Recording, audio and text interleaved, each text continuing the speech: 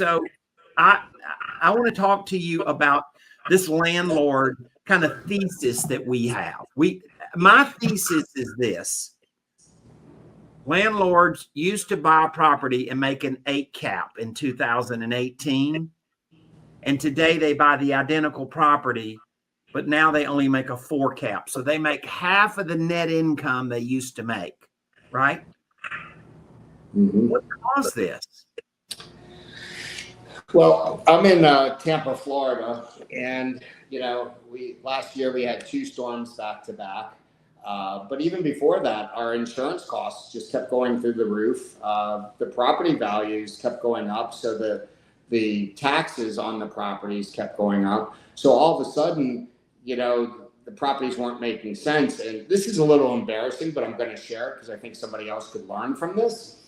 We were actually at last year's summer summit, and we were on a break and we were talking. Stacy was there, and we were talking to Ann Morton, and I said something about a property I have. I go, that property is a cash cow. And Stacy looked at me and said, are you kidding? I said, what do you mean?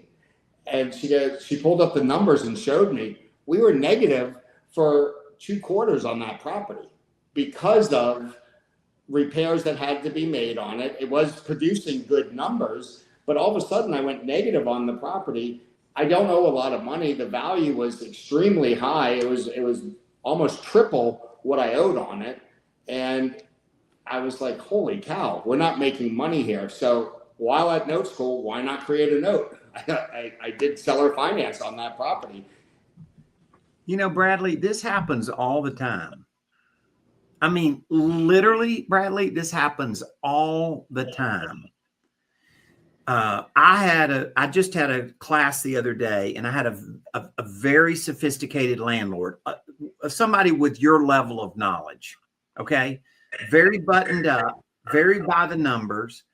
And I presented this whole idea of what, an 8% profit after expenses. That's what you could call a cap rate, right? It's your net profit after expenses, right?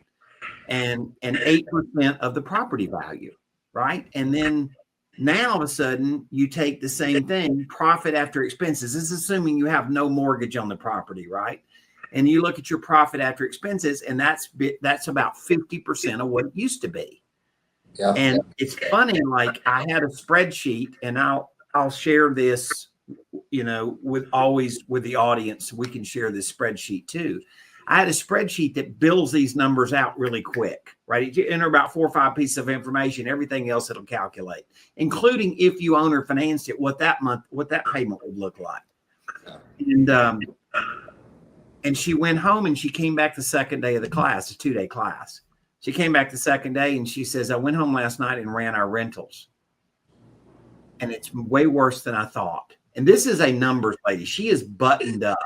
Like seriously, she's very squared away. I mean, and it's just because this has happened and it's almost kind of crept in on us. It's kind of like gas seeping into your house, right? You don't quite realize it. It just is seeped in. And now all of a sudden it's all around us and we don't realize it, right? Mm-hmm. And I think when I hear your story, and I know you're a super savvy investor, but this is what's happened to us. We kind of got programmed into rentals being the profit. Yeah.